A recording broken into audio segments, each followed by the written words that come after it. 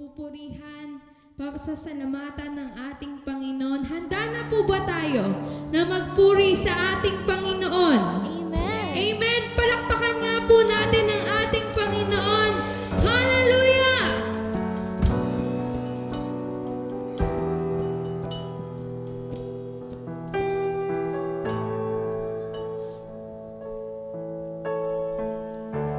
Sa aking kahinaan, sa lahat ng karamdaman, naman ang puso, ito'y iyong alam. Sa bawat panahon, sa bawat panahon, sa lahat ng sitwasyon, napakabuti mo, aking Panginoon.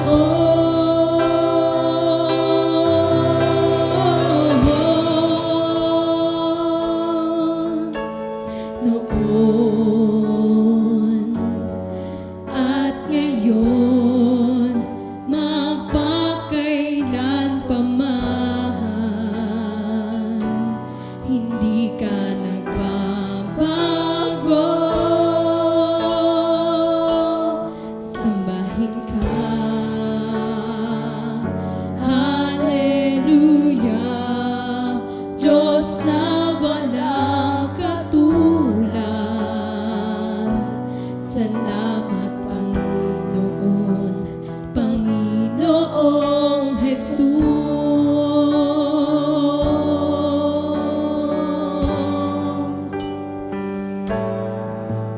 Sa aking pag-iisa, sa aking pag-iisa, at bawat pagluha, nananatili ka, nananatili ka, nananatili ka.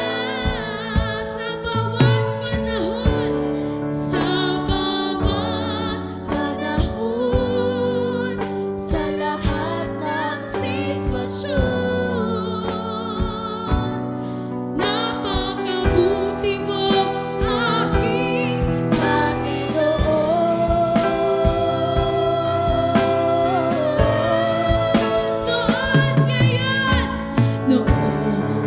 Noon at ngayon, magpakailan pa man, hindi ka nagbabago. Sambahin, sambahin ka, Hallelujah, Diyos na walang katulad.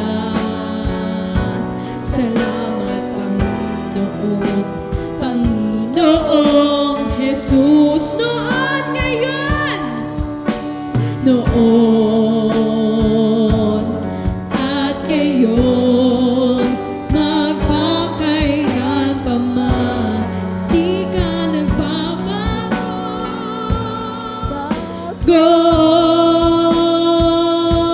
Sambahin ka, Hallelujah,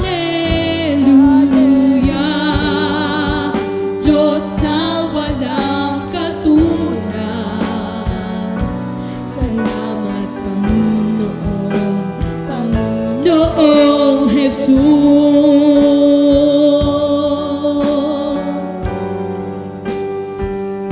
Di mo ako iniwan, di mo ako pinabayaan. Kailanman, kailanman,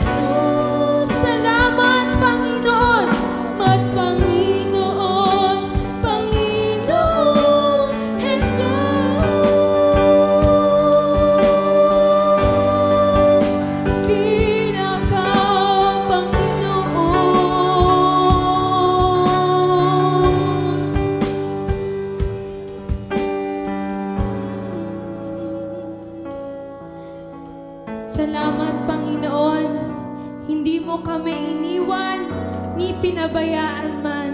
Salamat, Panginoon, dahil Ikaw ay tapat na Diyos. Palakpakan nga po natin ang ating Panginoon. Patuloy po tayong manalig sa Diyos na may kaya siyang gawin sa ating mga buhay. Amen po ba? Amen! Ako'y nananalig!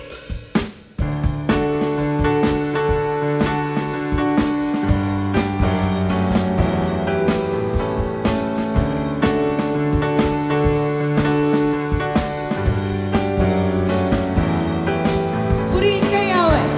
Purihin ka, Yahweh, sa iyong kabutihan. Pag-ibig mo'y tapat, tapat kailan pa man, minsan pa. Purihin ka, Yahweh, sa iyong kabutihan. Pag-ibig mo'y tapat, pag-ibig mo'y tapat, tapat kailan pa man. Purihin ka, Panginoon, sambahin ka, o aming Diyos, nananalig sa'yo. Manahan ka,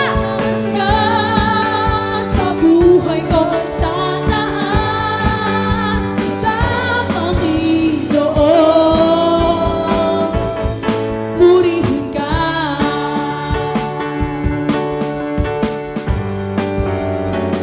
Come on, church! Purihin ka, Yahweh, sa iyong kabutihan. Pag-ibig mo'y tapat, pag-ibig mo'y tapat, tapat kailan pa man, minsan pa. Yahweh, sa iyong kabutihan. Pag-ibig mo'y tapat, pag-ibig mo'y tapat, tapat kailan pa man. Purihin ka, Panginoon, sambahin ka, o aming Diyos, nananalig sa'yo. Manahan ka,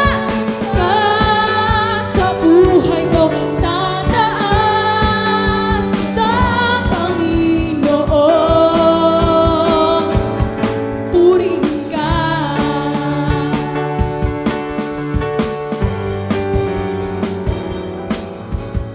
Ako'y nananalig, ako'y nananalig, ako'y nananalig sa'yo, Jesus. Ako'y nananalig, nananalig, ako'y nananalig, ako'y nananalig sa'yo, Jesus. Ako'y nananalig, ako'y nananalig, ako'y nananalig sa'yo, Jesus. Ako'y nananalig, ako'y nananalig, ako'y nananalig sa'yo, Jesus. Purihin ka, Panginoon, sambahin ka, o aming Diyos, nananalig. Manahan ka, sa buhay ko, tataas kita, Panginoon. Purihin ka, Panginoon, sambahin ka, o aming Diyos, nananalig sa'yo. Manahan ka, sa buhay ko, tataas kita, Panginoon. Purihin ka.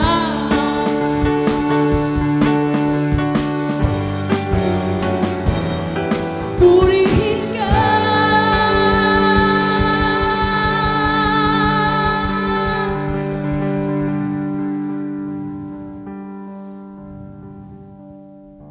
Sa oras po na ito, patuloy po nating ihayag ang mga kamangha-manghang gawa ng Diyos sa ating mga buhay. Hindi nagbabago ang ating Panginoon. Siya ay tapat. Siya ay sapat sa ating mga buhay. Tayo ay kanyang pinagaling. Tayo ay kanyang pinalaya. Tayo ay kanyang nilinis ng kanyang banal na dugo. Mabuti ang Diyos. Hindi siya nagbabago noon, ngayon at magpakailanman. Marapat lamang na ihayag natin ang kanyang mga kamanghamanghang gawa. Marapat lamang na ihayag ang kanyang kadakilaan sa ating mga buhay. Amen po ba? Amen!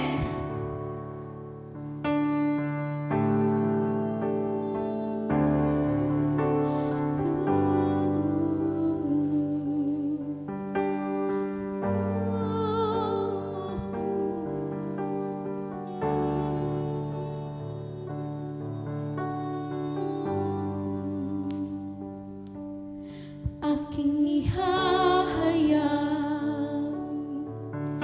ang kadakilaan ng Diyos ko't Hari. Hindi ko titigilan magpakailanman ang magpasalamat.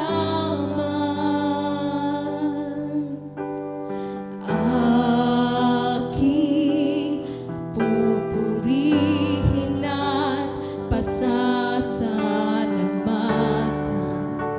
Siya araw-araw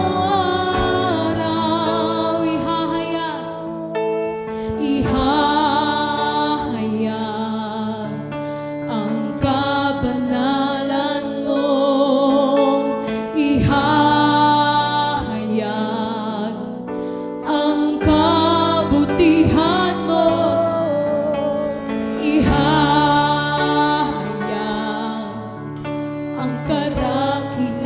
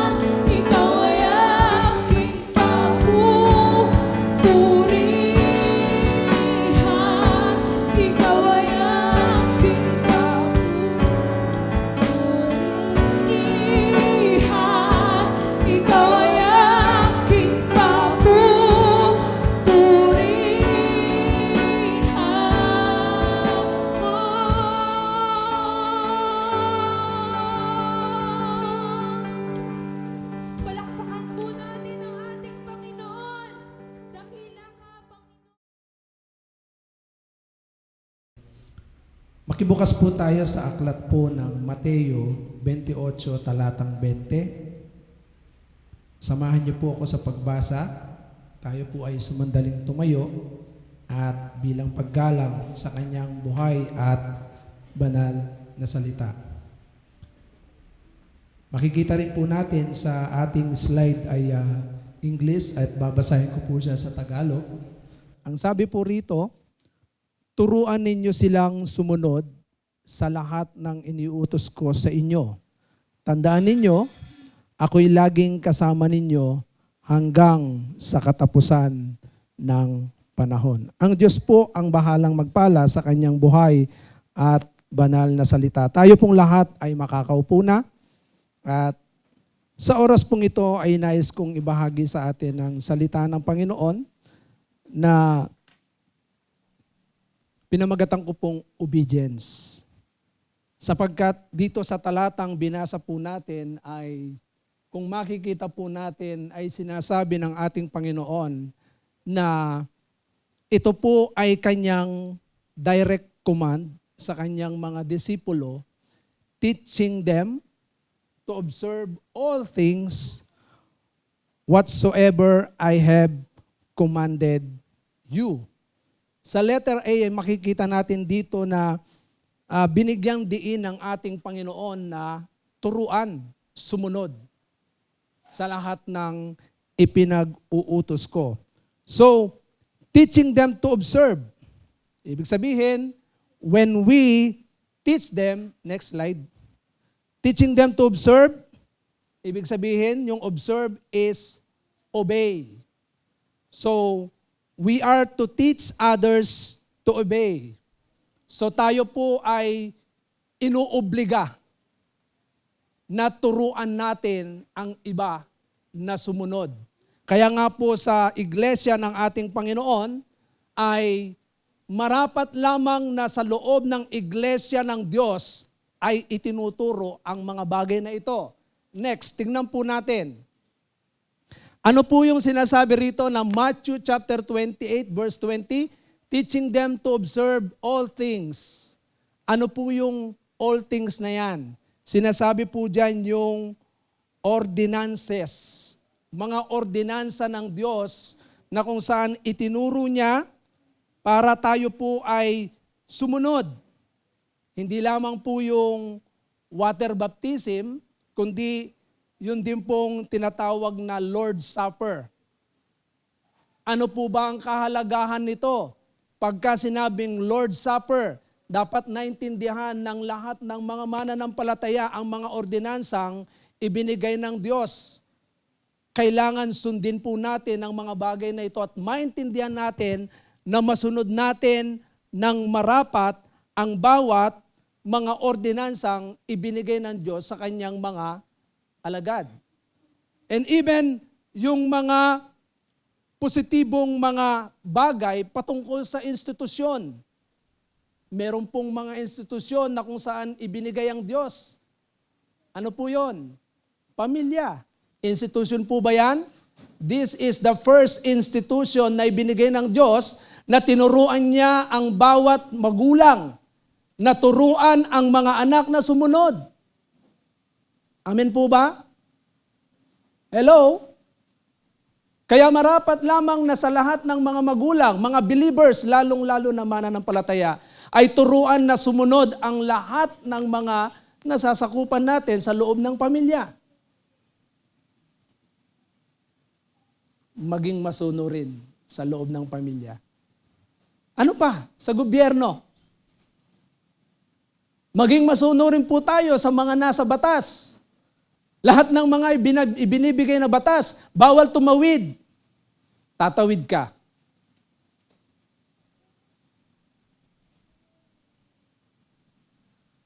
All institution. Sa school,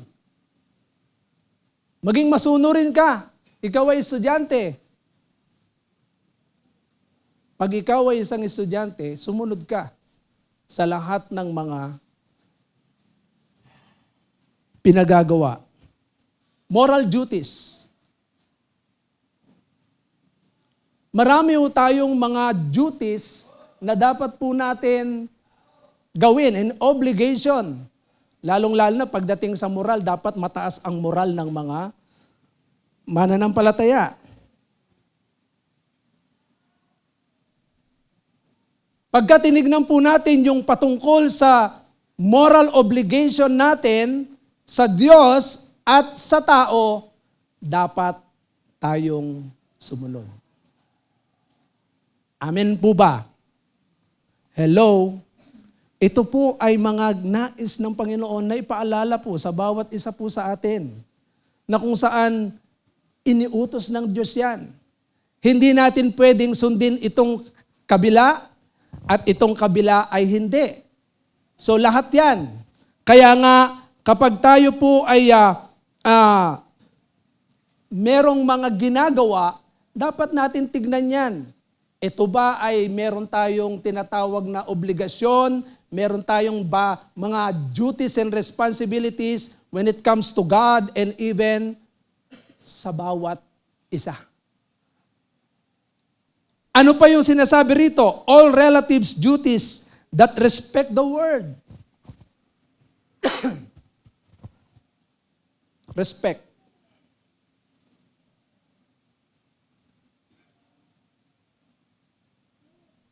Maging po yung ating surroundings. Tayo po ba ay nakakatulong para yung ating daigdig ay ma-preserve? Nagtatanim ba tayo? Yan. So marami tayong mga duties and responsibilities na kung saan dapat nating gawin. Sa isa't isa, maging doon sa mga nasa labas. Hindi lamang po dito sa loob ng iglesia na kapwa natin mananampalataya, kundi tayo rin merong mga duties and responsibilities para yung mga nasa labas ay maakay natin patungo sa loob ng iglesia ng ating Panginoon. Kaya marapat lamang kung sino ang dapat na masunurin sa lahat ng bagay, yun ay ang mga tunay na alagad ng Diyos. Amen po ba? Ang sabi po rito, duties that respect the world or one another, that those are without and those that are within. Sa loob at labas ng iglesia ng ating Panginoon, mga believers and even yung mga unbelievers, dapat alam natin yung duties and obligation natin kung paano po tayo sumunod. These are to be taught them. Itinuturo po ito dapat. Kaya nga po kami ay nagtuturo din pagdating po sa mga moral values sa mga kapulisan. Hindi po pwedeng dito lang sa church. Hindi tayo po pwedeng dito lang tayo sa church magtuturo ng mga salita ng Diyos, even sa loob ng pamilya, school, o saan mang mga iba't ibang institution, o kahit saan man tayo dalhin, we need to teach them everything. Sabi ng Panginoon At ito po ay sinasabi niya, and therefore to be insisted on the ministry of the word. Kaya nga marapat po lamang na katulad nito. Alam niyo po ba, habang ako ay namamahinga, pinaalalahanan po ako ng Lord, teach them to obey. Sabihin niyo nga po sa katabi niyo, obey.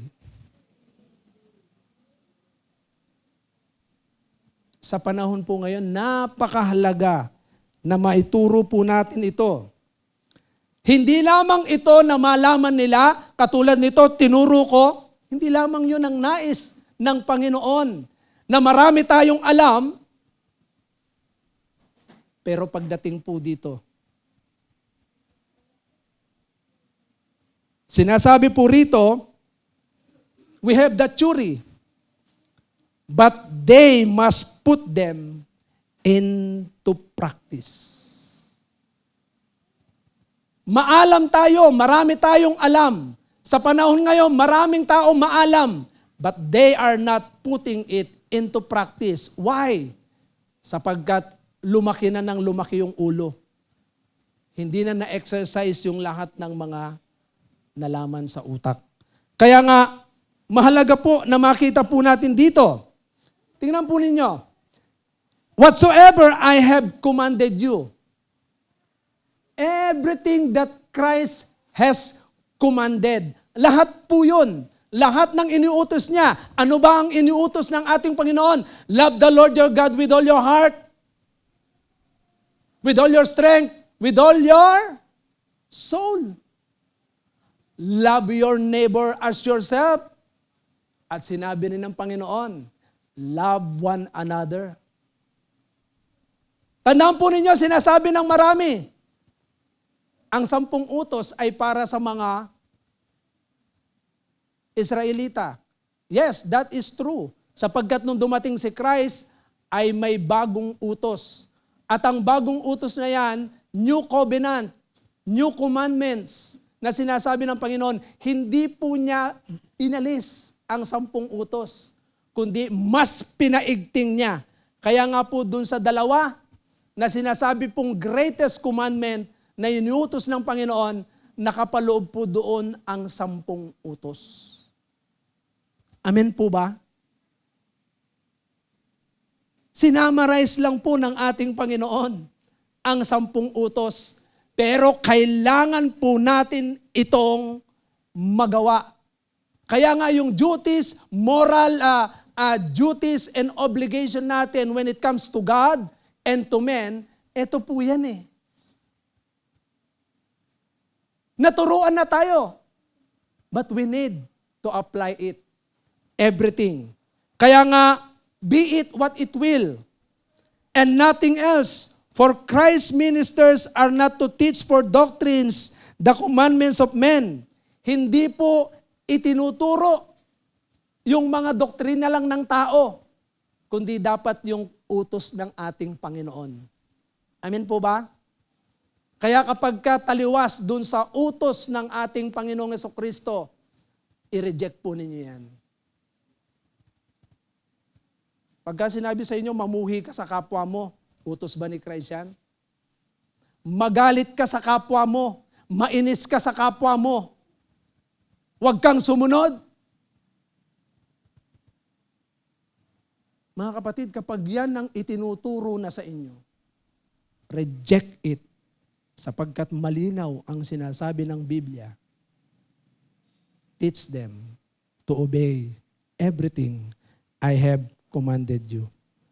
Kaya nga, hindi po natin pwedeng alisin eh. Lahat ng mga ipinag-uutos ng ating Panginoon. Kaya nga, Christians, true disciples, leaders, we are to teach others to obey. Tandaan po ninyo, tayo po ay mga Kristiyano na nakakilala kay Kristo. Alam natin ang kautusan niya, alam natin ang katotohanan, tayo po ay nakawala na, nakaalis na doon sa kasinungalingan ng buhay. We need to teach how to obey.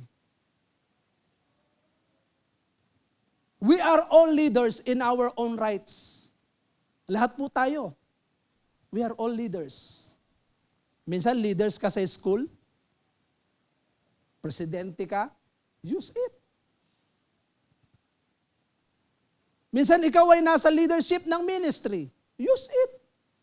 Use it to teach them how to obey properly. Yung tama. Hindi yung parang hilaw na pagsunod. Dapat alam niya kung paano sumunod talaga kay Kristo. Pag ikaw ay Kristiyanong pamilya, ikaw ay magulang, teach your children how to obey God and men. Very clear yan. Kaya nga po ito po ay paalala sa atin ng Panginoon. Habang ako'y nagbubulay, Lord, ano po ang gusto mong ituro ko? Teach them to obey.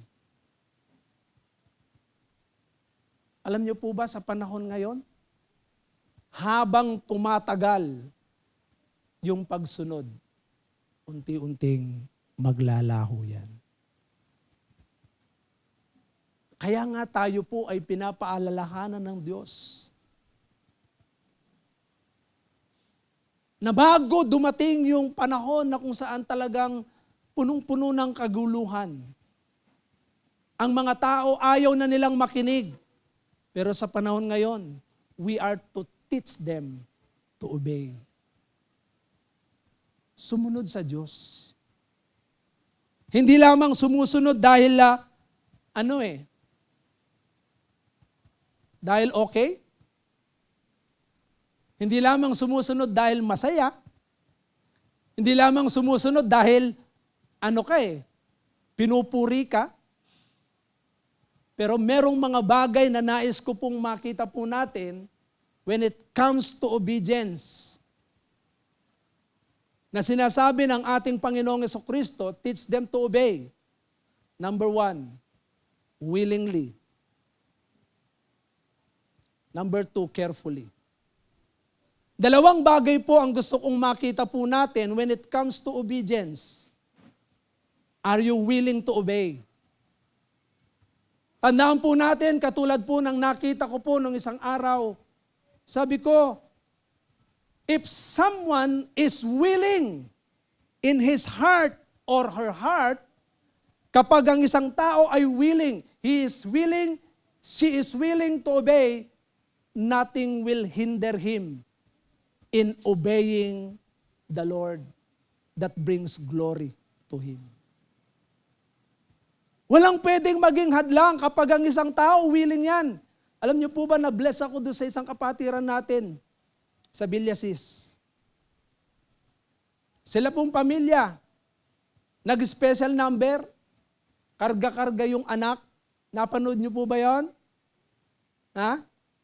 Napanood niyo po ba yon? Yung sila Sister Eileen sa Villasis, sumasayaw sila kasama yung dalawang anak nila, tapos yung tatay sumasayaw din nasa likod, yung nanay karga-karga yung anak. Hindi naging hadlang yung anak na karga niya. Pero dapat sasayaw daw po pala yon, pero dahil nga kagigising lang, wala sa mood, kinarga ng nanay. Pero hindi naging hadlang para hindi na sumama sa pagsayaw yung nanay. Kaya nga sabi ko, kapag ang isang tao willing siyang gumawa, hindi po pwedeng mahadlangan eh. Amen po ba? Amen po ba? Kaya nga dito, gusto ko pong makita po natin ito.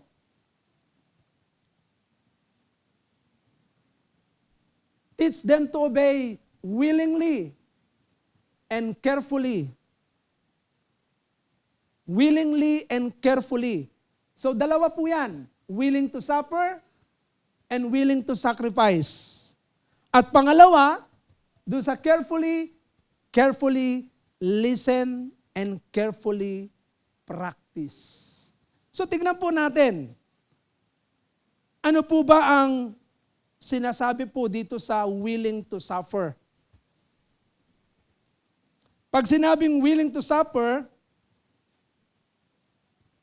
tingnan natin yung kahulugan ng willing to suffer. Number 1, letter A, to submit to. Ibig sabihin, if someone or somebody is willing to obey, he is willing to submit. Amen po ba? Mga kapatid, napakahirap sumunod kapag ikaw ay hindi willing to submit. Willing to submit to the authority.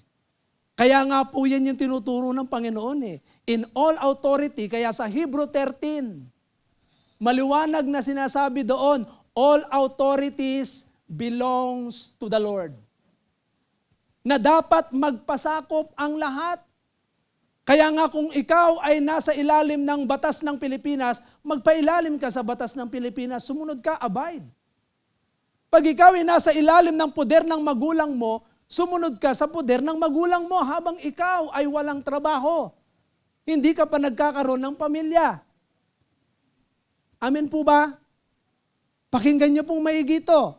Marami po nasa Pilipinas pero panay ang paglabag sa batas ng Pilipinas. Reklamo ng reklamo, pero anong utos ng Biblia? ipanalangin natin ang mga namiminuno. Pagdating sa pamilya, yung mga anak, nasa poder pa ng magulang. Kala mo, sila na yung magulang. Kaya ako po, lagi kong binabanggit sa loob ng pamilya. Sabi ko, mga anak, pag kayo ay may sarili na, doon ninyo gawin ang lahat ng gusto ninyo. Pero habang kayo ay nasa poder namin, sumunod kayo sa mga lituntunin na ibinababa namin ng mga magulang ninyo. Kaya kahit saan tayo pumunta, kaya nga, to submit to. Be forced to endure. Pag sinabing be forced to endure, willing to suffer as martyrdom.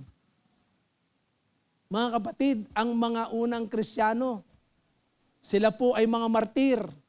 Talagang handang mamatay. Di ba? Di ba meron tayong kanta sa ating bansa? Ang mamatay ng dahil sa'yo. Handa ba kayong mamatay para sa bansang Pilipinas? Yes. Para sa lalaya ng ating bansa, walang sino mang pwedeng sumakop sa ating bansa sapagkat tayo ay nandito sa bansang Pilipinas. Kaya ipaglalaban natin yung kalayaan ng ating bansa. To feel keenly or labor under, ibig sabihin, suffer thirst. Kahit mauhaw ka na, kahit magutom ka na. Di ba?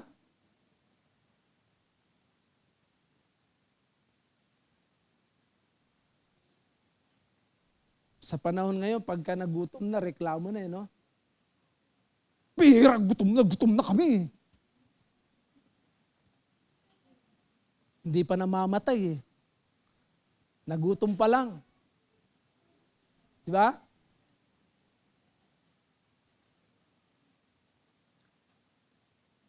I remember before, nung kabataan namin, sa totoo lang talaga, naranasan namin kahit anong kainin mo. Tapos, one time, talagang lahat ng noodles yata, nakain ko na yata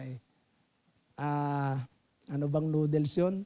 Chicken noodles, beef, meron bang pork?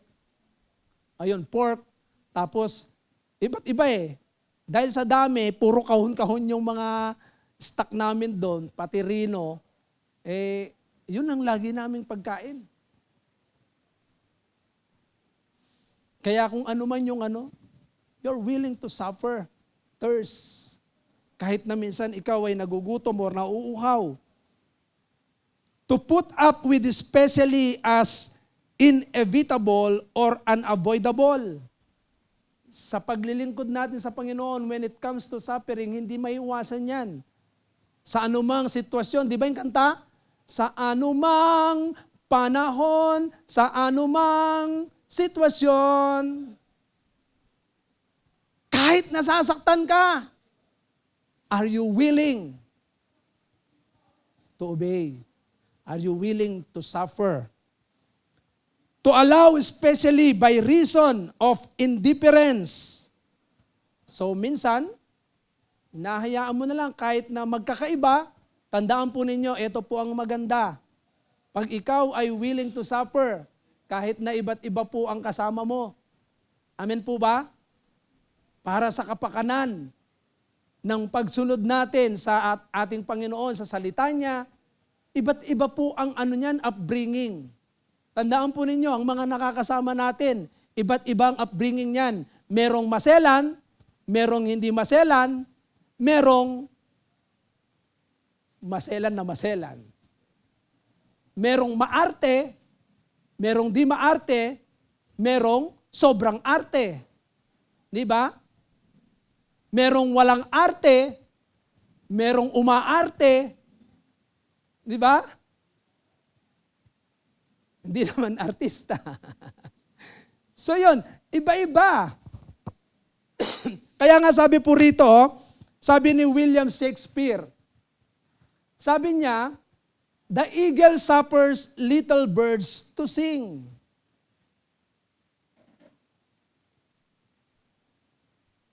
Ang isang agila, hinahayaan niya, nagsasuffer siya para dun sa mga maliliit na ibon para umawit.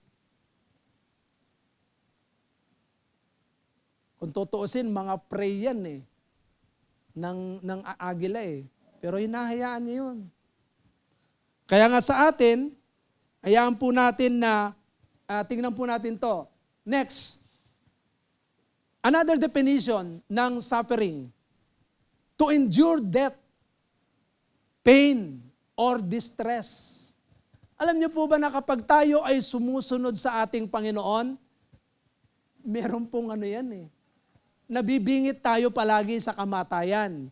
Meron laging mga pain at even yung distress. To sustain loss or damage,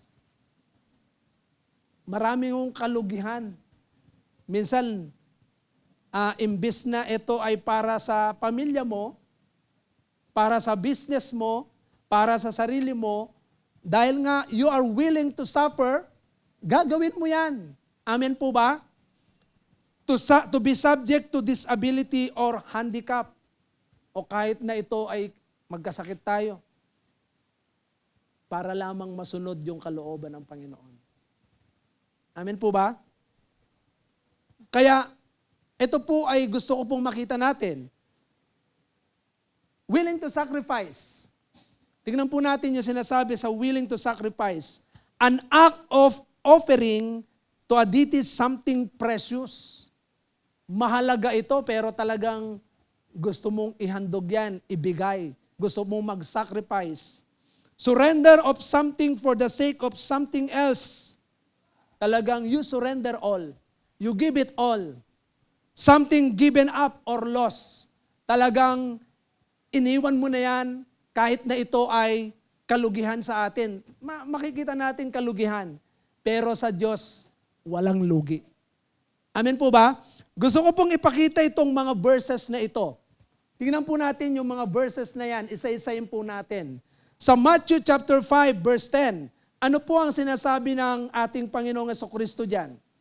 Mapalad yung mga pinag-uusig. Amen po ba? Sabihin nyo sa katabi nyo, mapalad ka kapatid kung pinag-uusig ka. Totoo po yan. Ayan nakasulat to. Sabi po diyan, mapalad ang mga inuusig ng dahil sa kanilang pagsunod sa kalooban ng Diyos. Sapagkat mapapabilang sila sa kaharian ng langit. Kaya nga, bear in our mind, lagay natin sa isip natin, kung ikaw ay inuusig dahil sa pangangaral kay Kristo, dahil sa pagsunod natin sa kalooban ng Panginoon, kagustuhan niya, tayo po ay mapalad. Wala akong sumunod kay Kristo. Wala akong sumunod sa kalooban ng Diyos na bigo. Amen po ba? Wala akong sawi sa mga sumusunod sa kalooban ng ating Panginoon. Sa John 15 verse 18, ano po ang sinasabi sa John 15 verse 18? Sinasabi po rito na kung napupuot sa inyo ang sanlibutan, alalahanin ninyong ako muna ang kinapuutan nito bago kayo. Kaya mga kapatid, kapag kayo ay kinapupuutan, kayo ay inuusig, kayo ay naalimura, hindi kayo ang inalimura, si Christ. Amen po ba? Kaya don't worry, be happy. Kaya kapag inuusig ka, maniwala po kayo, the vengeance is the Lord. Ano po ang sinasabi ng 2 Timothy chapter 3 verse 12? Sinasabi ng 2 Timothy chapter 3 verse 12, lahat ng nagnanais sumunod sa ating Panginoon, dadaan po talaga sa pagsubok. Dadaan sa pag-uusig. Amen po ba? Tignan nyo pong maigi, kaya yung lahat ng mga gustong sumunod, huwag mo nating isipin, ang buhay ng Kristiyano ay masayang tunay, paano kapag inuusig ka na? Ayan ang sabi po riyan, tandaan po ninyong maigi ha. Gayon din naman ang lahat ng nagnanais mamuhay ng matuwid bilang tagasunod ni Kristo Jesus ay daranas ng mga pag-uusig. Kapag ikaw ay nasa matuwid na pamumuhay, uusigin ka. Tama na yung ginagawa mo, sasabihin sa'yo, mali ka. Wag ho kayong magpausig. Anong ibig kong sabihin na wag magpausig? Wag ninyong hayaan na kapag kayo'y nasa matuwid, sasabihin nila, ganyan. Uusigin ka nila at di na nga gagawin to. Dami nilang sinasabi. Mga kapatid, yan po yung sinasabi, pagka ikaw ay susunod, tandaan po nating maigi yan. Ano pong sinasabi ng Acts chapter 4, verse 1 to 3, na ang mga alagad ay patuloy na nagpapahayag patungkol kay Kristo. Pagka ikaw ay nagpapahayag patungkol kay Kristo, sa panahon natin ngayon, dito sa Pilipinas, di pa natin naranasan yan eh. Yung gulpihin ka, hagupitin ka. Amen po ba? Ito pa lang po ang nahagupit. Ito pa lang ang nagugulpi. Yung damdamin natin, yung emosyon. Pero physically, hindi pa natin nararanasan yon. Sapagkat dito sa Pilipinas ay malaya po tayo. We are a free country. Malaya tayong makapagpahayag ng salita ng Diyos sa pamamagitan ni Kristo. Kaya ito po yung mga naranasan ng mga alagad during that time. Sa 2 Corinthians chapter 12, verse 10, ang sabi ni Apostol Pablo, tingnan po ninyo kung paano niya tinitignan yung kanyang sarili.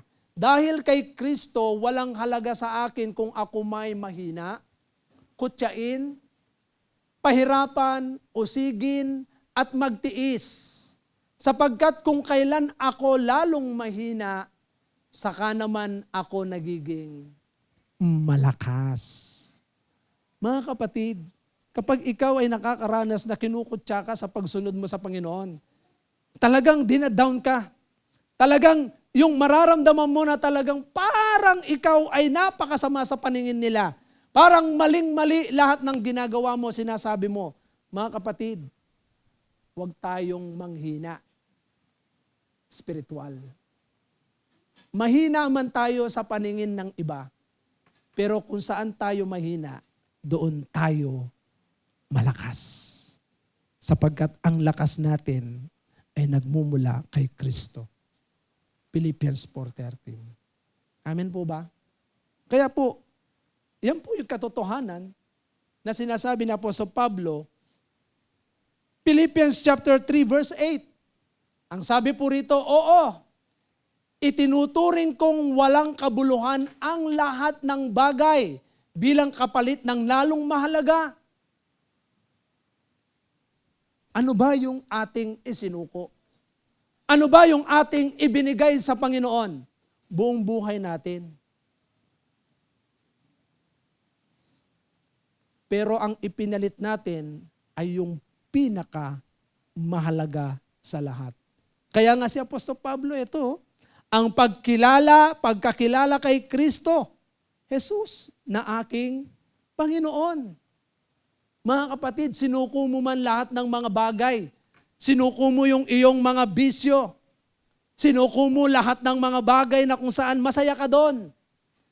Pero tandaan po natin, dahil sa pagkakilala kay Kristo, yung kasayahan na yon na pansamantala ay isinuko mo sa Panginoon, pinalitan ng Diyos ng napakatagal o walang hanggang kagalakan sa ating mga puso.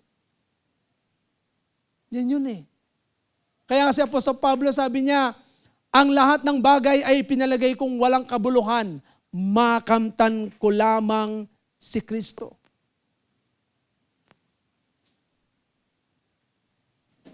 Sa totoo lang po sa aming pamilya, hindi na big deal sa amin ng pera. Wala na po sa amin, yung pang appetite ba? May dumating na pera, okay lang, sige gamitin mo. Alam niyo po ba? For the glory of God, Itong nakaraan, nagkasakit po ako.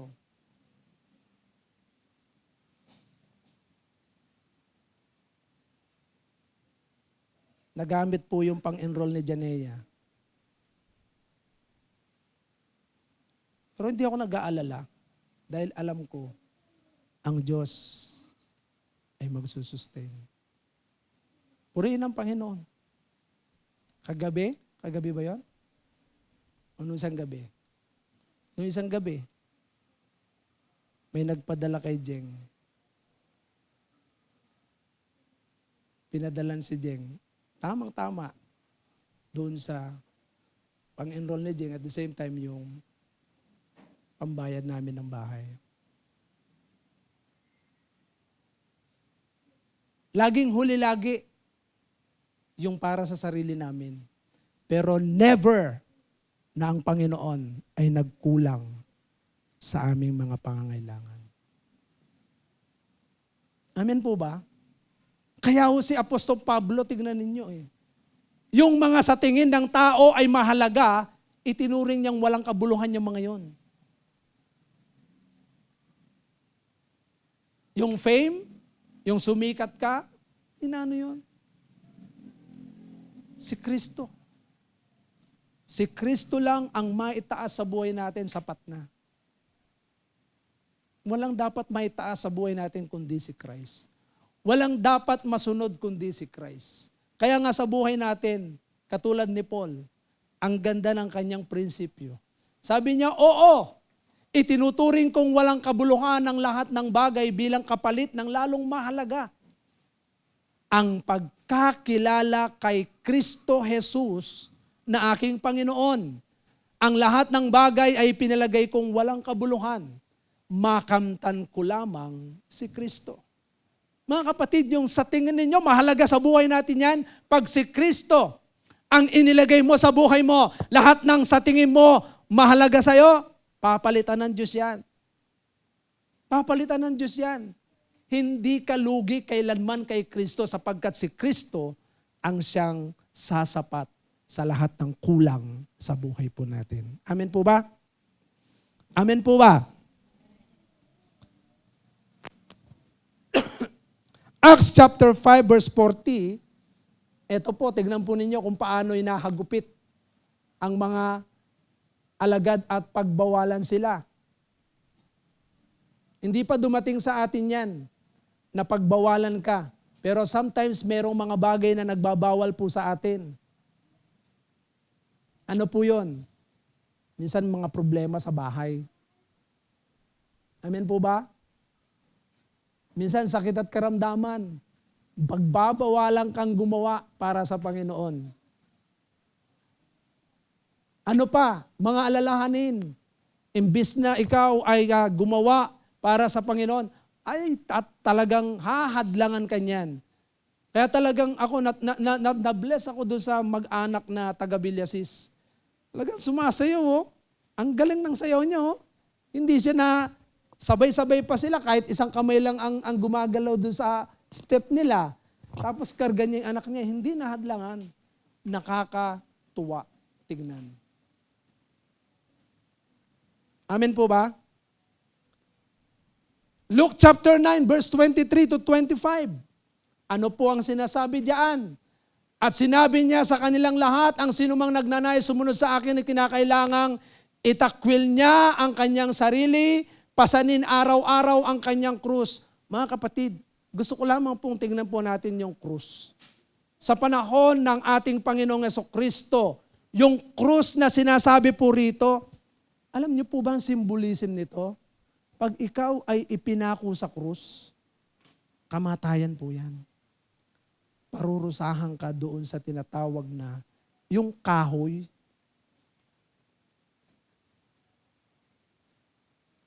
Kaya po sa pagsunod natin sa Panginoon, buhatin mo ang yung krus. Mga kapatid, kahit hanggang kamatayan yan, dadalin po natin yan, krus na pasan po natin. At sumunod sa akin. Verse 24, ang naghahangad na magligtas ng kanyang buhay ay mawawalan nito. Ngunit ang mawalan ng kanyang buhay alang-alang sa akin, take note, ay magkakamit nito. Sino man yung magbigay ng buhay alang-alang kay Christ, siya po yung meron. Verse 25, ano nga ang mapapala ng tao, makamtan man niya ang buong daigdig kung ang napapahamak naman ay ang kanyang sarili. Mga kapatid, very clear ang scripture na kapag tayo po ay nagkaroon ng tinatawag na pagsunod sa ating Panginoon, yung sarili po natin, kakalimutan po natin yan. Amen po ba? At naniniwala naman ako, sino man yung magbigay ng buhay alang-alang kay Kristo, yun yung mapapanuto. Ano pong ibig sabihin ng mapapanuto? Magiging maayos. Aayusin ng Diyos yung pamilya natin. Aayusin ng Diyos yung mga anak natin. Mga kapatid, sabi ng Biblia, sabi ni Haring David sa tanang buhay ko, sabi niya, wala pa akong nakitang tapat na lingkod ng Diyos na pinabayaan ng kanyang mga anak. Yung namalimos, nanghingi, wala. Lahat ng mga sumunod, alang-alang kay Kristo, mga kapatid, yun po yung biniyayaan ng Diyos ng lahat ng biyaya sa kanilang buhay. Kaya mapapansin nyo ang mga anak, hindi po huli, laging nasa top. Wala pa akong nakitang pastor, lingkod ng Panginoon yung mga anak, nasa huli. Sapagkat biniyayaan ng Diyos ng katalinuhan. Pinaboran ng Diyos ang mga anak dahil sa pagsunod ng magulang. Kaya dito po makikita po natin, hindi pababayaan ng Diyos ang mga anak. Amen po ba? Galatians chapter 2, verse 20. Ang sabi ni Apostol Pablo, hindi na ako nabubuhay ngayon, kundi si Kristo na ang nabubuhay sa akin. At habang ako'y nabubuhay pa sa katawang lupa, mamumuhay ako sa pananalig sa anak ng Diyos na umibig sa akin at nagandog ng kanyang buhay para sa akin. So tingnan po ninyo, paano sinurrender ni Paul yung kanyang buhay alang-alang sa pagsunod niya kay Kristo, alang-alang sa pagkakilala niya kay Kristo. Kaya nga dito, very clear ang scripture. Sa pagkakilala kay Kristo at pagsunod kay Kristo, si Paul, ipinakita ni Paul kung paano kumilala at sumunod kay Kristo. Siya po ang pinaka-masamang tao na sinasabi niya I am the least among the least sa lahat ng mga apostol. At siya rin ang pinaka-masamang tao. Kasi alam niya kung sino siya . Siya yung taga-usig sa lahat ng mga mananampalataya during his time. Kaya nga si Paul, nung makilala niya ang ating Panginoon, ganun na lang ang kanyang pagsuko ng kanyang buhay. Philippians chapter 3, verse 7 to 8. Anong sinasabi diyan? Ngunit dahil kay Kristo, ang mga bagay na pinapahalagahan ko noon ay itinuring kong walang kabuluhan ngayon. Oo, itinuring kong walang kabuluhan ng lahat ng bagay bilang kapalit ng lalong mahalaga ang pagkakilala kay Kristo Jesus na aking Panginoon. Ang lahat ng bagay ay ipinalagay kong walang kabuluhan. Makamtan ko lamang si Kristo. Luke 16:13. Yung lahat ng sumusunod kay Kristo na palingon-lingon, hindi o magiging karapat-dapat. Kaya kapag sumunod tayo kay Kristo, dapat diretso. Huwag ka nang lumingon pa. Yung nag-aararo, na lingon ng lingon. Tingnan po ninyo, sabi ni Christ, pakinggan niyo pong maigi kung paano sinabi ni Christ yung klase ng pagsunod. Walang aliping maaring maglingkod ng sabay sa dalawang Panginoon sapagkat kamunguin niya ang isa at iibigin ang ikalawa. Paglilingkuran ng tapat, iba yung Sa Luke chapter 9 verse 62 pala yung sinasabi ko. Okay, sa Luke 9:62. Luke chapter 9 verse 62. Yung sinasabi ko. At ganito naman ang tugon ni Jesus, ang sino mang nag-aararo at palingon-lingon ay hindi karapat-dapat sa kaharian ng Diyos. Mga kapatid, sometimes nai-slip ng paningin ang ating mga sarili. Pero nais ng Panginoon na tayo ay talagang focus. Focus tayo. When it comes to obedience to Christ, we need to focus our eyes. Yung ating paningin ay dapat nakatuon lamang kay Christ. Amen po ba? Hello? Tumingin nga po kayo sa akin saglit. Pag sinabing focus, nakatingin kay Christ. Amen po ba? Hindi ho kayo titingin sa kung sino man. Kaya nga kapag tayo po ay sumusunod sa Panginoon, tingnan lang natin si Christ. Kasi magiging perfect yung pagsunod po natin. Pero once na tumingin tayo sa katabi natin, sa totoo lang, mahahadlangan po kayo. Masisira po yung diskarte nyo. Mawawalan kayo ng Pero kapag si Christ ang tinignan po natin, diretso po yan. Hindi kayo mahahadlangan kahit sino man, kahit ano pa man. Tuloy-tuloy ang pagsunod po natin. Philippians chapter 1 verse 29. Anong sinasabi ng Philippians 1:29? Dahil ipinagkaloob niya sa inyo, hindi lamang ang manalig sa Kanya, kundi ang magtiis din naman alang-alang kay Kristo. Kaya po sa bawat isa po sa atin, mga kapatid, kung tayo po ay sumusunod ngayon, hindi lamang po tayo nananalig, kundi dapat magtiis din. Sabihin niyo sa katabi niyo, magtiis ka kapatid. May kanta niyan eh. Sabi ron, pagtitiis. Pagtitiis. Nakalimutan ko yung lyrics eh, pero yun, pagtitiis. Kailangan po tayo niyan, mayroong pagtitiis. Ano man yung nararamdaman mo natin, kailangan po nating tiisin. Pagod ka, tiisin natin. Kasi bakit? Sumunod tayo eh. Amen po ba? Sino po rito ang pagod? Taas ang kamay. Taas ang kamay. Pagod tayo, di ba? So kaya nating magtiis alang-alang sa pagsunod kay Christ. Kaya kapag sige palakpakan natin ng Panginoon. Tingnan po niyo yung sinasabi ng Galatians chapter 1 verse 10. Sabi niya, bakit ko sinasabi ito? Dahil ba sa nais kong mapuri ng tao? Ang papuri lamang ng Diyos ang tangi kong hinahangad. Sinisikap ko bang magbigay lugod sa tao? Hindi. Kung iyan ang talagang hangad ko, hindi na sana ako naging alipin ni Christ. Yan. Kaya nga lagi ko sinasabi sa atin, sa lahat ng ginagawa po natin, si Kristo po ang maparangalan.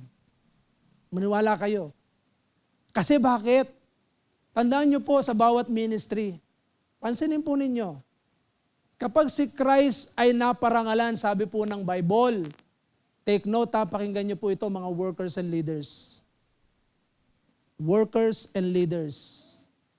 Sabi po ng Biblia, kapag naparangalan ang Ama, siya mismo ang magdadala ng tao sa paanan niya. Kaluluwa. Kaya hayaan po natin sa buhay po natin, si Christ po ang maitaas at maparangalan. Hindi po tayo.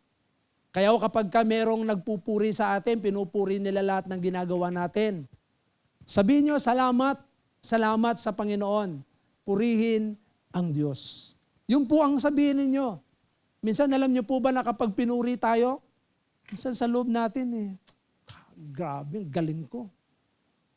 Mag-ingat po tayo doon pag nararamdaman po natin yun. Kasi bakit? Wala ho tayong dapat kukuning papuri, kundi sa Diyos lamang. Pagka pinuri ka, magpasalamat ka. Salamat kapatid. Purihin ang ating Panginoon. Sa Diyos ang papuri. Kaya si Paul, grabe ang ministry na meron siya. At nais ko rin sabihin sa atin, sa Romans chapter 12 verse 1 and 2, gusto ko pong tingnan niyo pong maigi ito ha. Kaya nga mga kapatid, alang-alang sa masaganang abag ng Diyos sa atin, ako'y nakikiusap na ialay ninyo ang inyong sarili bilang isang handog na buhay. Sacrifice. Sabihin niyo sa katabi niyo, sacrifice. Sige po, sabihin niyo sa katabi niyo, ito pa lang, nag-aano po tayo, nakikinig po ba kayo? Nakikinig po ba kayo? Dito pa lang pagsunod po yan. Sinasabi ko sa inyo, sabihin niyo sa katabi niyo, walang kumikibo. Hindi kayo kumikibo. Mga kapatid, take note. Tinuturo ng Biblia paano tayo sumunod. Nakikinig po ba kayo? O kapag ka sinasabi, ibig sabihin, kasama po yan mamaya. Doon sa turo, carefully. Amen po ba? Kasama po yan. O, sinasabi po ni Apostol Pablo, sacrifice bilang handog na buhay. Mga kapatid, yung sarili natin. Do not let anything that contaminates us. Mga kapatid, ito po ang kadalasan, itong isip. Yung isip po natin ang nagiging,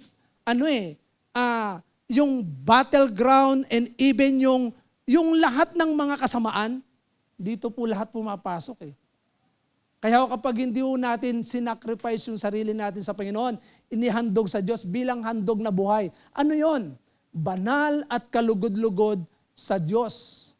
Banal at kalugod-lugod sa Diyos. Mga kapatid, wag nating hayaan itong isip natin ay makontaminate. Habang ako po ay nasa bahay, ang dami kong mga nakikitang mga bagay na sa social media. Tinitignan ko yung mga Facebook, lahat ng mga kapatiran, lahat ng mga nakikita kong mga tinitignan ko siya eh. Kung lahat ng yan ay hahayaan kong makontaminate yung isip ko, babagsak ako. Pero dahil nga tayo po, inihandog natin yung ating sarili sa Diyos bilang handog na buhay, banal at kalugod-lugod, hindi ho natin nahayaan itong kaisipang ito ay makontaminate ng kahit anumang masama. Amen po ba? Napakarami ho sa social media mga kapatid. Sino rito ang nagso-social media? Taas ang kamay.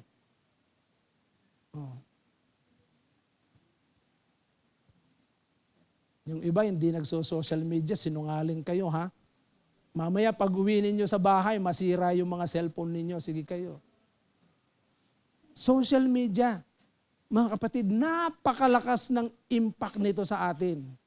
Kaya kung ano man ang bagay na kung saan makakapinsala sa atin, si Apostol Pablo ay nakikiusap.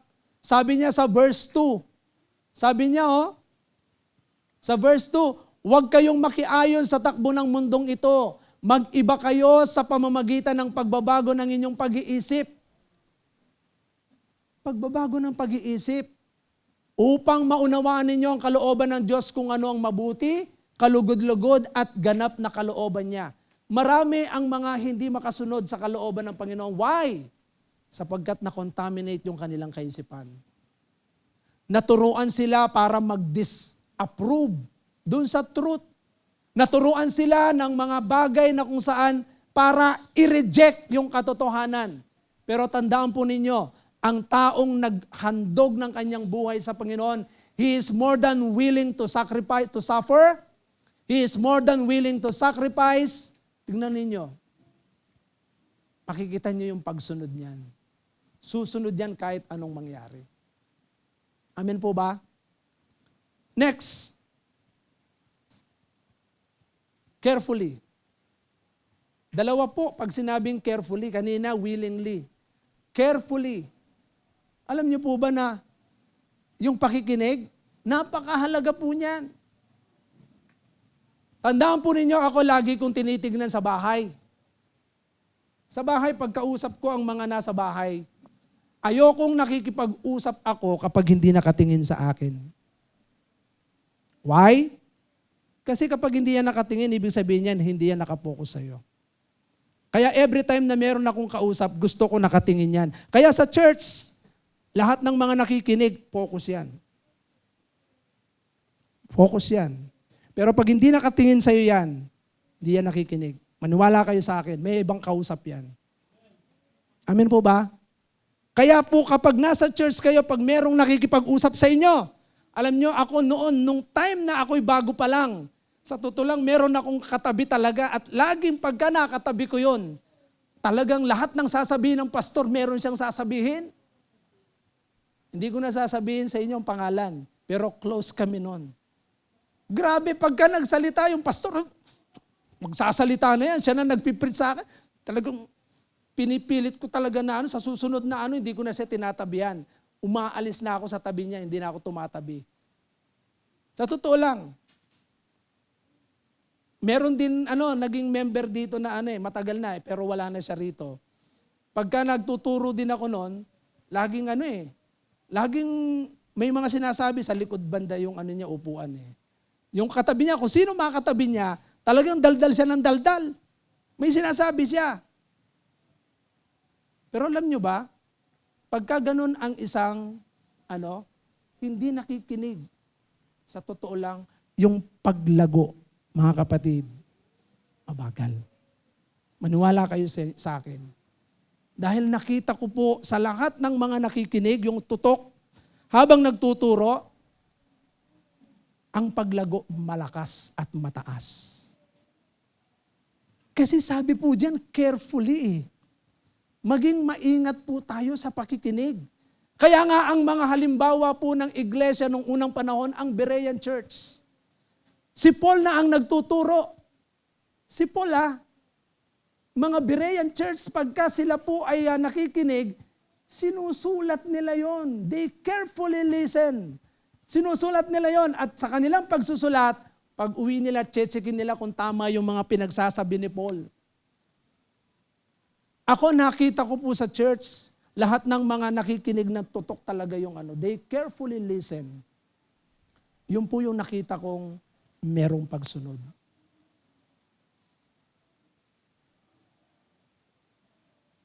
Hello?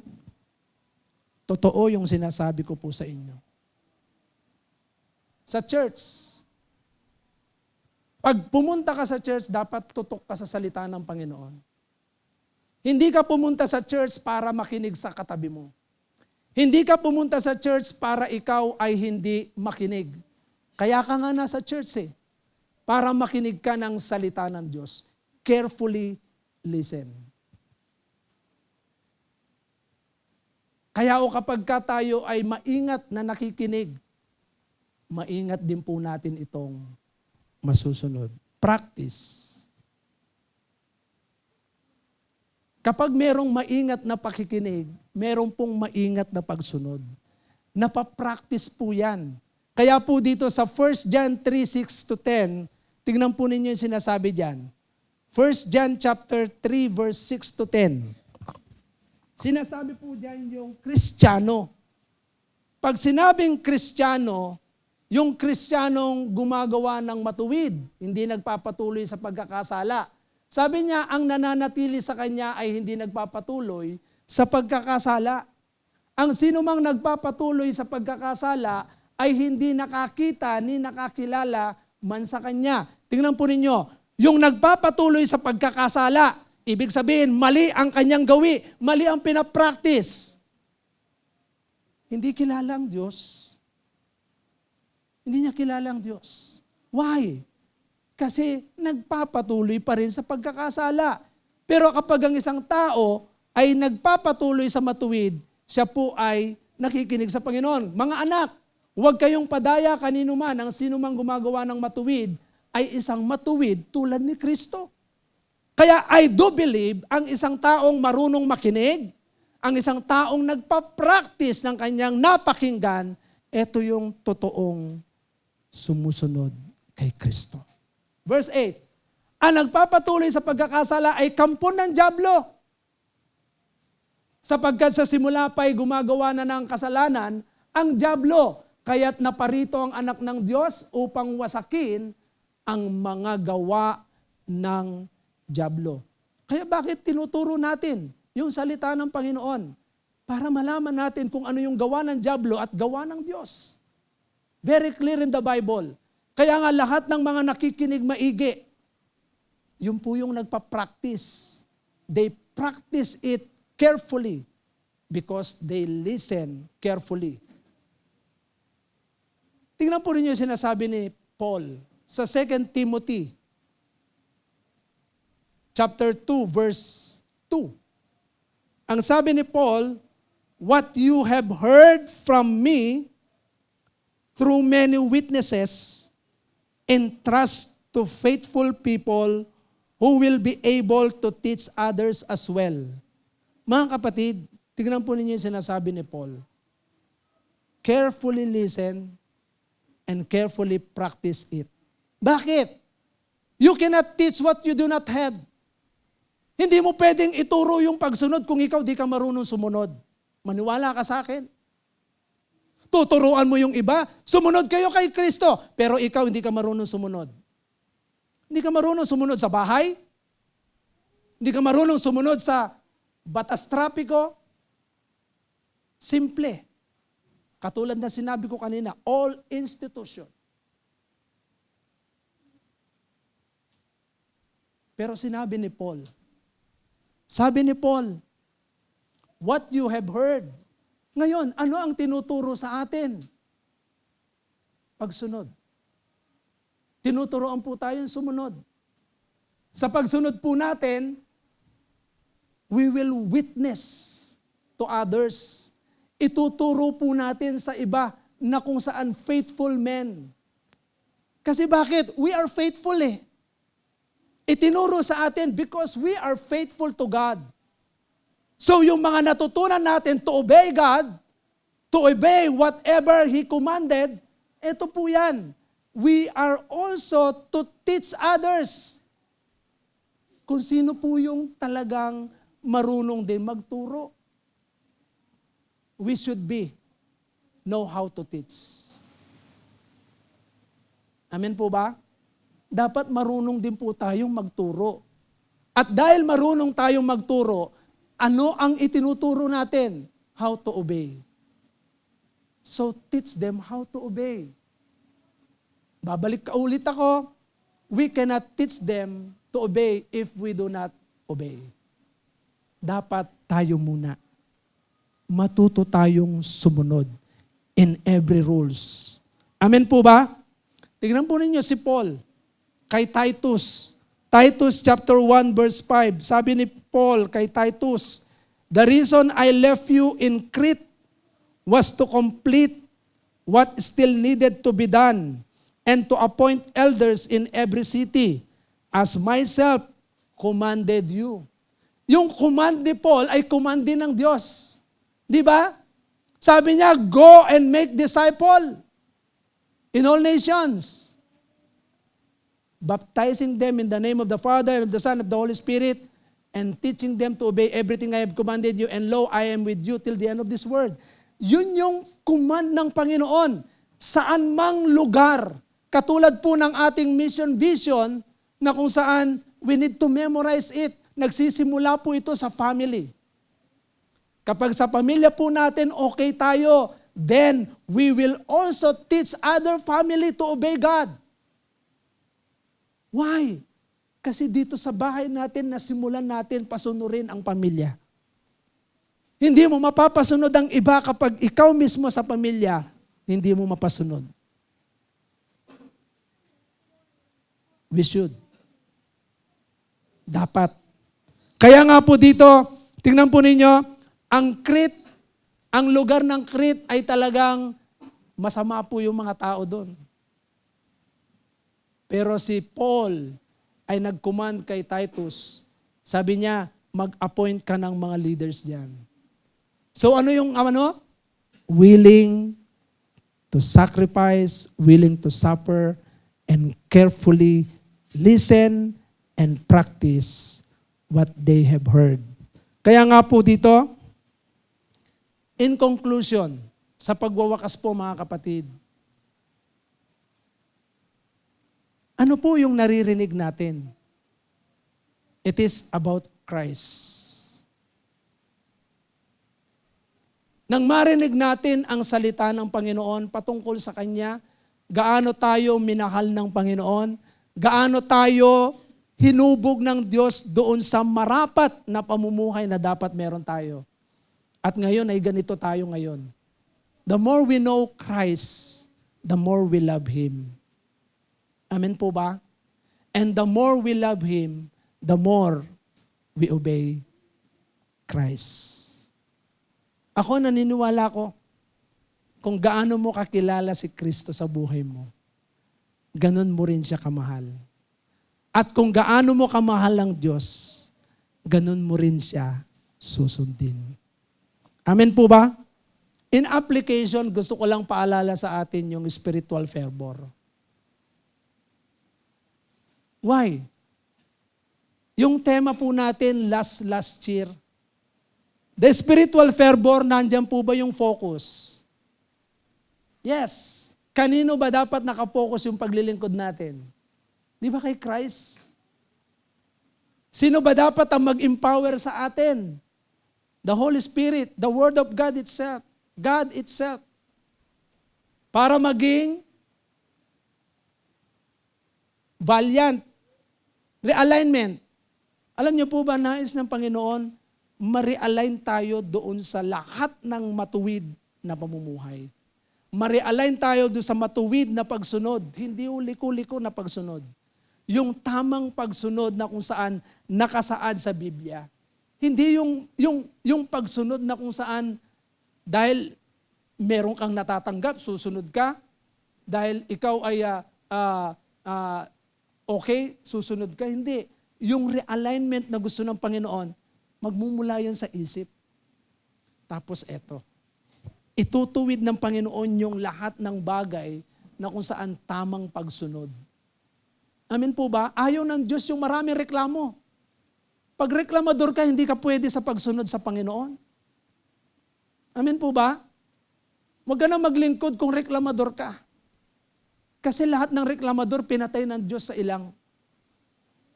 Amen po ba? Ang tunay na sumusunod, walang reklamo yan kahit na ano. Masaya yan. Laging nakangiti yan. Amen po ba? Tingnan niyo yung katabi niyo kung nakangiti lagi. Valiant. Alam niyo po ba kung anong ibig sabihin ng valiant? Determinado po yan. Hindi ho yan madaling tumigil.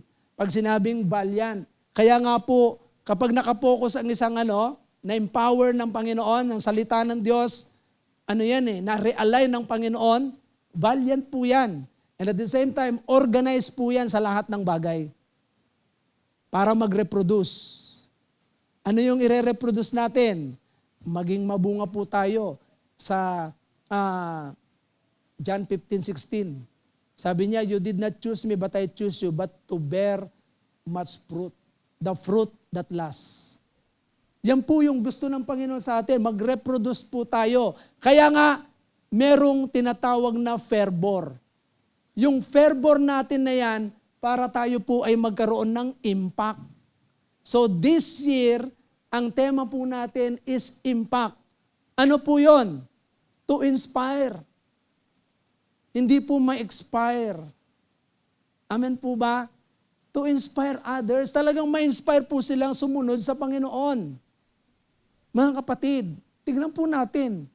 Do we inspire? Nai-inspire po ba natin? Magtulungan po tayong maka-inspire.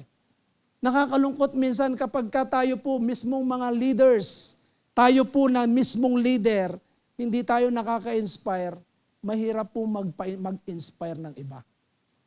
Dapat tayo po, nakaka-inspire po tayo. Motivate. Protect. Protektahan po natin sarili natin, protektahan din natin yung mga tinubos ng Panginoon. Affirm. Tapikin po natin pagka nangihina na.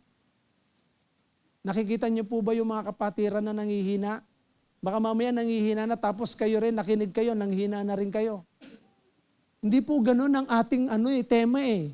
Pag sinabing affirm, yan natin. Tapikin natin kapag merong mga nangihina. Amen po ba? Ibig sabihin nung pag tinapik mo yan sa balikat, kaya mo yan.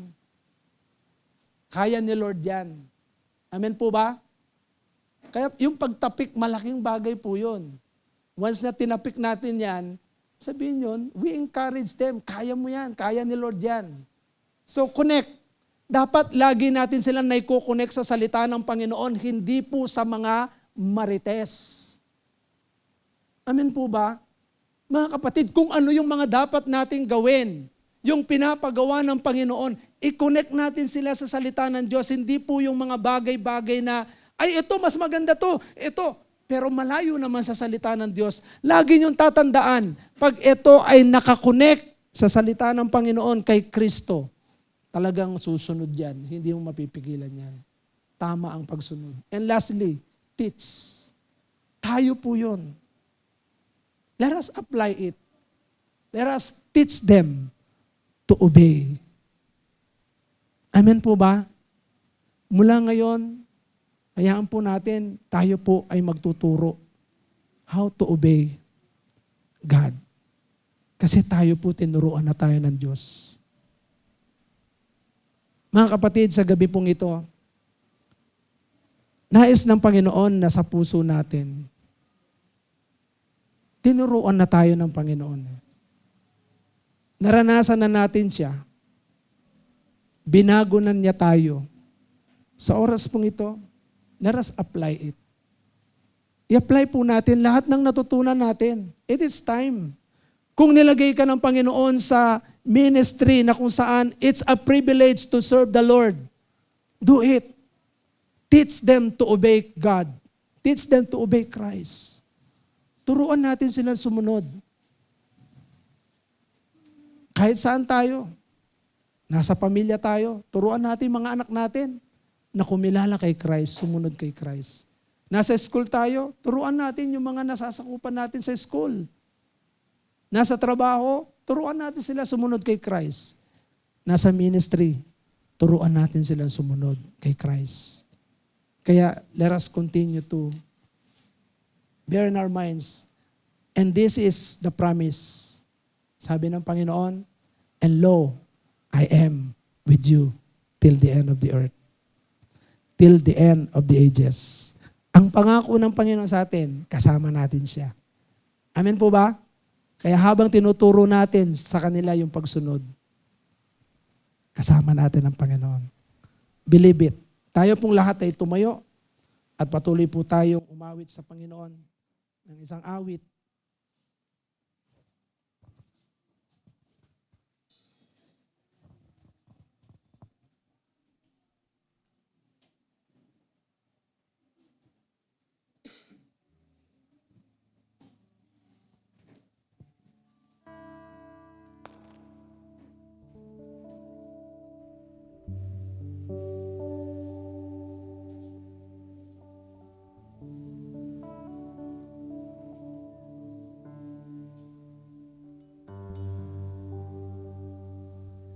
Diyos, ikaw ay papupurihan ko, di lamang dahil sa pagpapala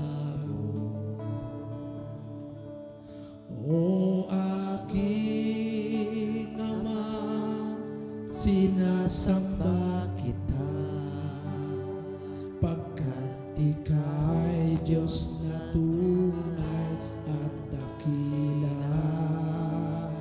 O Diyos, purihin ka. Diyos, ikaw ay papupurihan. Papupurihan ko, di lamang dahil sa pagpapala mo. O aking Ama, sinasamba kita, ika'y Diyos na tunay at dakila. O Diyos, purihin ka. Minamahal kita, sinasamba kita. Sa aking buhay ay ikaw nagbigay kahulugan, sinamahal, sinasamba kita. Minamahal, Minamahal kita, sinasamba kita. Sa aking buhay ay ikaw ang nagbigay kahulugan, minamahal, sinasamba kita. Diyos, ikaw ay papupurihan. Diyos, ikaw ay papupurihan ko. di lamang dahil sa pagpapala mo. O aking Ama, sinasamba kita, pagkat ika'y Diyos na tunay at dakila. O Diyos, purihin ka. Anumang mangyari, Maglilingkod sa'yo, anumang mangyari, susunod sa'yo. Pupurihin, laging sasambahin. Anumang mangyari, nais mo'y gagawin, aking Panginoon. sa oras pong ito habang inaawit natin ang awit na ito, lahat ng mga nais na magsuko ng buhay sa Panginoon, you're willing to sacrifice, you're willing to suffer, taas mong iyong kamay. Yes, ang Diyos ay patuloy na kumikilos sa iyong buhay. Hallelujah, hallelujah. Yes, habang inaawit natin ang awit na ito, ano mang mangyari. Panginoon, narito ang mga babae at lalaki, O Diyos, na handang magsuko ng kanilang buhay sa iyo. They are willing to suffer, willing to sacrifice, and they carefully listen to your word. They carefully practice it, O God. Sa oras na ito, Panginoon, samahan mo, Panginoon, sapagkat ito'y pangako mo. You will never leave us nor forsake us. Yes, patuloy kang pinalalakas ng Panginoon. Hallelujah! Ano mang mangyari, let us declare it by faith. Anumang mangyari, maglilingkod sa'yo. Anumang mangyari, susunod sa'yo. Pupurihin, laging sasambahin. Ano mang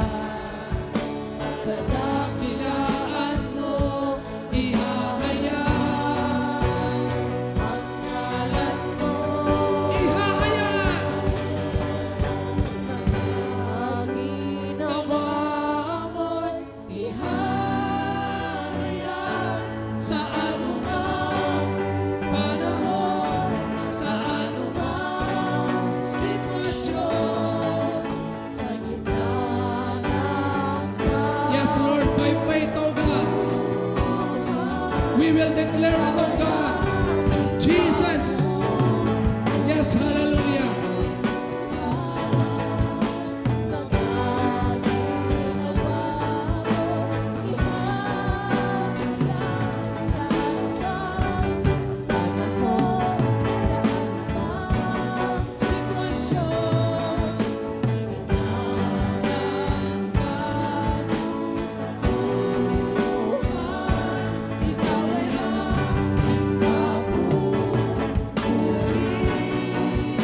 Ikaw ay aming papupurihan.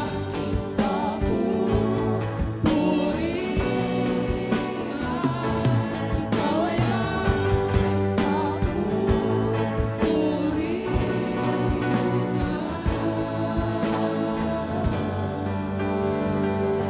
Hallelujah. Sa oras na ito, mga kapatid, ang Diyos ay patuloy na nangungusap sa inyong mga puso. Yes, obey. Sumunod ka lang. At ang Diyos ang bahala sa iyong buhay. Ang Diyos ang bahala sa iyong pamilya. Ang Diyos ang bahala sa iyong kinabukasan. Ang Diyos ang bahala sa lahat ng bagay sa iyong buhay. Yes. Hayaan mong sa oras na ito, learn to obey God. Teach to obey others. Turuan natin sumunod ang iba. Kung ikaw ay magulang, teach your family. Kung ikaw ay ministers, teach others to obey Jesus. Yes. Kung ikaw ay pastor, yes, teach others to obey Him. Panginoon, salamat po. Naniniwala kami ng sino mang nagbigay ng buhay alang-alang sa iyo at alang-alang sa iyong mga salita. Siya, Panginoon, ay magkakamit ng buhay. Lord, salamat po sa mga pangako mo. Mangyari at maganap. Patuloy mong isustain ang iyong mga anak na nais sumunod sa iyo. Patuloy mong palakasin, patatagin, pag-ibayuin ang kanilang mga kaisipan. Lord, na ang aming pagsunod ay hindi nakabase sa nararamdaman namin. Hindi nakabase sa mga nakikita namin, kundi, O Diyos, nakabase sa pagkakilala namin sa iyo, Panginoon. Sa pagsunod namin sa iyo, O Diyos, hindi nakabase sa anuman sitwasyon, anumang panahon, kundi Ikaw, Panginoon, ang siyang mapahayag sa aming mga buhay. Kaya salamat, O Diyos, sa lahat ng mga nakapakinig ng iyong salita. Hayaan niyong magkaroon ng manifestasyon sa kanilang buhay. Patuloy na sila, Panginoon, ay bigyan mo ng kapangyarihan na nagmumula sa iyo, the power of your word, that they speak your word as they speak your word. Lord, let the power, let the manifestation of the gospel, ang kapangyarihan nito, lahat ng makarinig nito ay magkaroon ng kaligtasan. Kaya, Panginoon, maging, O Diyos, ang lahat ng may mga problema sa iyong mga anak, kaya mong patuloy mo silang kalingain. Patuloy mo po silang tugunin. Patuloy mo po silang samahan, turuan, at ibigay ang kasagutan sa kanilang mga problema. Yes, in the name of Jesus, anuman ang kanilang problema ngayon, sa oras na ito, kapatid, tanggapin mo ang kasagutan na nagmumula sa ating Panginoon. Pinayapa ka na ng Panginoon. Yes, Lord, salamat po, O Diyos. Ikaw lamang ang dahilan sa aming buhay. Kaya salamat po, O Diyos. I-bless mo, Panginoon, ang ministeryo ng Apandis Rock. In the name of Jesus. Hayaan mo po, O Diyos, lahat ay maging masunurin sa iyong mga sinabi. Teaching them to obey everything I have commanded you. Lord, salamat po. Wala pong isa man sa mga lingkod mo. Walang isa man sa mga miyembro mo na patuloy na mag-disobey. Bagkus sila po ay magiging masunurin hanggang sa ikaw ay darating, Panginoon. Salamat po. Bawat pamilya ay magiging masunurin sa pangalan ni Jesus. Sa iyo po ang lahat ng papuri. Ito po ang aming samot dalangin. Everybody say, Amen and amen. Hallelujah! Sabi po, the true evidence of our faith in Christ is yung obedience. If we love God, we will obey Him. So sa gabi pong ito, ideklara natin sa ating mga buhay na nananalig po tayo sa ating Panginoon na tayo po ay susunod sa Kanya. Amen po ba? Amen. We will obey, not because we have to, but because we love Him. Amen po ba? Amen. Amen. Hallelujah! Ako'y nananalig!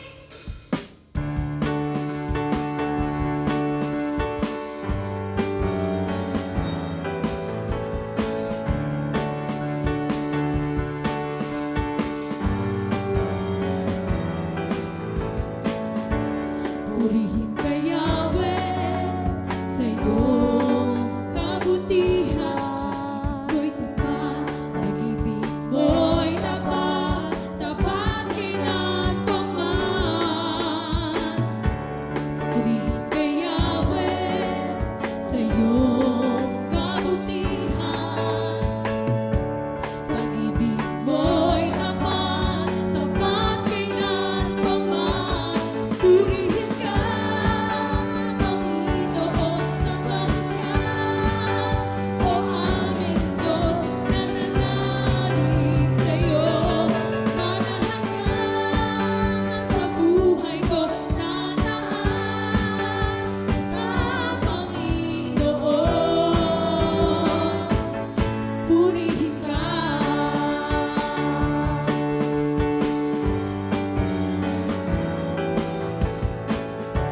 Purihin ka, Yahweh, sa iyong kabutihan. Pag-ibig ko'y tapat, pag-ibig mo'y tapat, tapat kailanman.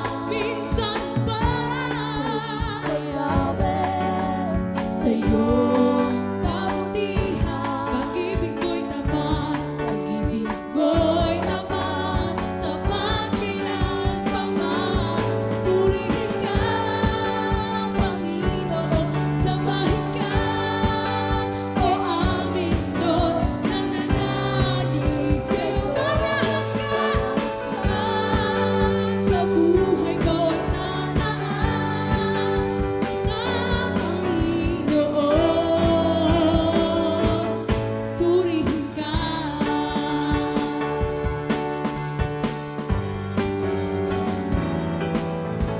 Ako'y